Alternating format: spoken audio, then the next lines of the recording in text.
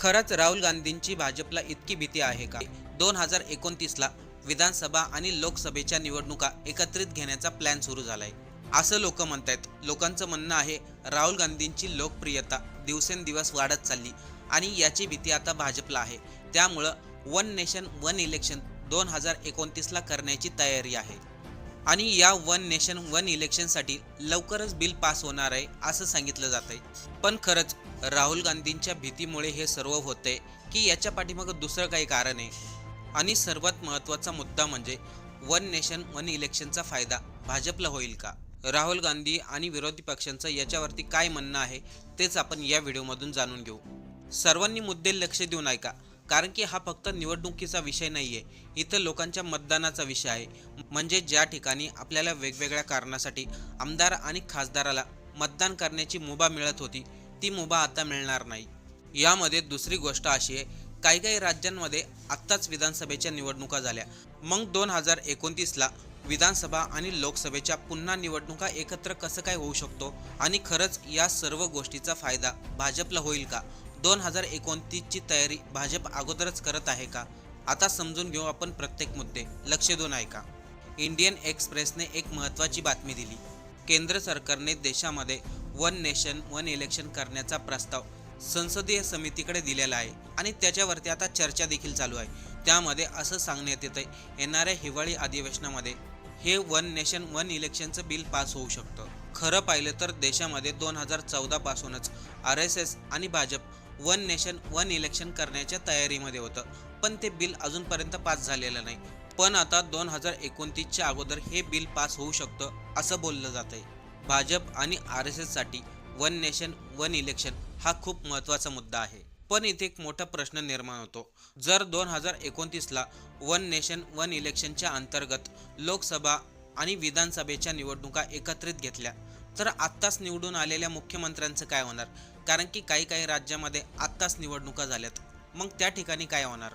अगोदर हे 2-3 मुद्दे समजून घ्या आणि याचा फायदा कोणाला होतोय हे आपल्याला समजेल. बघा, 2027मध्ये उत्तर प्रदेशमध्ये विधानसभेच्या निवडणूक होणार आहेत. गृहीत धरा 2027ला उत्तर प्रदेशमध्ये पुन्हा भाजपचं सरकार आलं तर 2029 पर्यंत उत्तर प्रदेश सरकारचा फक्त 2.5 वर्षाचा कार्यकाळ पूर्ण होतोय. अशा परिस्थितीमध्ये जर तिथे एकत्रच लोकसभा आणि विधानसभेच्या निवडणुका घ्यायच्या असतील तर त्यांचा कार्यकाळ कमी करावा लागेल. फक्त उत्तर प्रदेशचाच प्रश्न नाहीये, कारण की 2027मध्ये अनेक राज्यांमध्ये निवडणुका होणार आहेत. गोवा, गुजरात, मणिपूर, उत्तराखंड म्हणजे या राज्यांचा 2029मध्ये 5 वर्षाचा कार्यकाळ पूर्ण होत नाही. तर काही राज्यांमध्ये आत्ताच 2026मध्ये निवडणुका झाल्यात. चला ठीक आहे, ज्या राज्यांमध्ये भाजपचं सरकार आहे त्या ठिकाणी एकाच वेळेस विधानसभा आणि लोकसभेच्या निवडणुका घेता येतील. पण ज्या राज्यामध्ये भाजपचं सरकार नाही त्या राज्यांचं काय होणार मग? कारण की अनेक राज्यांमध्ये काँग्रेसची सरकार आहे. मग त्या ठिकाणी वन नेशन वन इलेक्शन होईल का? आता सर्वात महत्त्वाचा प्रश्न, मोदी सरकार असं का करेल? आता याच्या पाठीमागं काही राजकीय कारण असू शकतात. भाजपला सध्या असंही वाटत असेल, जर 2029ला लोकसभा आणि विधानसभेच्या निवडणुका एकत्रित घेतल्या तर सर्वात जास्त त्यांना फायदा होईल. त्यांचं अनेक राज्यांमध्ये सरकार येईल आणि केंद्रामध्येही सरकार येईल. जर विधानसभा आणि लोकसभेच्या निवडणुका एकाच वेळीच झाल्या तर लोक अनेकदा केंद्र सरकारच्या कामावरती मतदान करतात. म्हणजे गावाचा रस्ता खराब आहे, पाणी येत नाही, शेतकऱ्यांच्या अडचणी, आपल्या जिल्ह्यातील तालुक्यातील आमदारांनी काम केलं का, यापेक्षा जास्त चर्चा होती देशाचा पंतप्रधान कोण होणार आहे, देशामध्ये सरकार कोणाचं येणार, या मुद्द्यावरती मतदान केलं जातं. यावरती राहुल गांधी आणि विरोधकांचं म्हणणं आहे वन नेशन वन इलेक्शन हे फक्त भाजपच्या फायद्यासाठी आहे. कारण की जर विधानसभा आणि लोकसभेच्या निवडणुका एकत्रित झाल्या तर राष्ट्रीय मुद्द्याची हवा तयार होते. त्याचा फायदा मोठ्या राष्ट्रीय पक्षाला होऊ शकतो. कारण की गेल्या काही दिवसापासून SIR प्रक्रियेमध्ये मतदान यादीतून अनेक लोकांची नावं वगळली गेलीत, असा लोकांनी आरोप देखील केलाय. पण इथे एक गोष्ट लक्षात घ्या, वन नेशन वन इलेक्शनचा फायदा फक्त भाजपलाच होईल असं ठामपणे सांगता येत नाही. कारण जर 2029 पर्यंत भाजपच्या विरोधामध्ये देशात हवा तयार झाली तर याचा तोटा सर्वात जास्त भाजपला होईल. आत्ता सध्याची परिस्थिती अशी आहे, स्वतः भाजप राहुल गांधींना मोठं करतायत आणि देशामध्ये भाजपच्या विरोधामध्ये असंतोष वाढत चाललाय. म्हणजे वन नेशन वन इलेक्शन 2029ला याचा फायदा भाजपलाच होईल हे कोणीही ठामपणे सांगू शकत नाही. याचं एक उत्तम उदाहरण आहे हे उदाहरण म्हणजे अटल बिहारी वाजपेयी यांच्या काळातील. त्यावेळेस भाजपने इंडिया शायनिंगचा मोठा प्रचार केला होता. त्या प्रचाराच्या अंतर्गत भाजप सरकारला पुन्हा सत्ता मिळेल असा त्यांचा आत्मविश्वास होता. त्याचं झालं असं की लोकसभेच्या निवडणुका वेळे अगोदरच घेण्यात आल्या होत्या, पण जनतेने वेगळा निर्णय दिला. इंडिया शायनिंगचा नारा अजिबात चालला नाही आणि भाजपला त्यावेळेस सत्तेमधून बाहेर जावं लागलं. म्हणून आज प्रश्न निर्माण झालाय, मोदी सरकार वन नेशन वन इलेक्शन करण्याच्या तयारीत आहे, पण याचा फायदा खरंच त्यांना होईल का? जर त्यांच्या विरोधामध्ये देशात लाट निर्माण झाली तर सर्वात जास्त तोटा त्यांचा होऊ शकतो.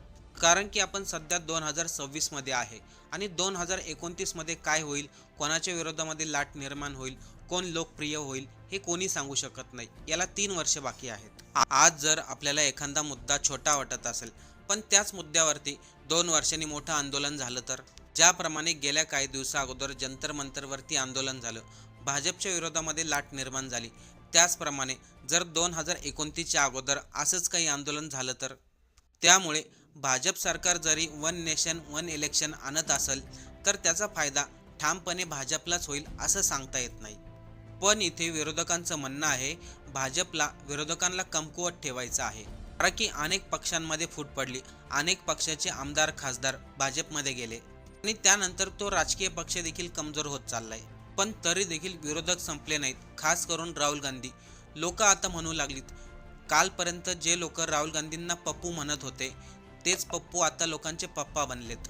जर आपण लक्ष देऊन पाहिलं तर काँग्रेसमध्ये असा एकही नेता नाही जो भाजप सरकारला टक्कर देत असेल. मग लोकसभेच्या अधिवेशनामध्ये असो, ग्राउंडवर असो, मग कोणत्या राज्यामध्ये निवडणुका असो, सर्व ठिकाणी राहुल गांधी पुढे दिसतात आणि ते सरकारला एवढ्या परखड शब्दात जाब विचारतात, त्याचं उत्तर देखील सत्ताधाऱ्यांना देता येत नाही. पण वन नेशन वन इलेक्शन या गोष्टीचा तोटा प्रादेशिक पक्षावरती होऊ शकतो. कारण की जर देशामध्ये एकाच वेळेस निवडणुका झाल्या तर बरीचशी लोक गोंधळून जातील. या सर्व गोष्टीचा परिणाम सर्वसामान्य व्यक्तीवरती होईल असं बोललं जातंय. गावामधील गरीब माणूस, शेतकरी किंवा रोजाने काम करणारा व्यक्ती, 5 वर्षात ते व्यक्ती ज्यांना मतदान केलं त्यांना प्रश्न विचारतात. आमदार प्रत्येक वेळेस निवडणुकीच्या वेळेस गावात येतो, खासदार निवडणुकीच्या वेळेस गावात येतो. कधी रस्त्याचे प्रश्न असतात, कधी पाण्याचे प्रश्न असतात. असे प्रश्न गावकरी खासदार आमदाराकडे मांडत असतात. पण जर लोकसभा विधानसभेच्या निवडणुका एकत्रित झाल्या तर सामान्य नागरिकांना सरकारला जाब विचारण्याची स्वतंत्र संधी कमी होईल.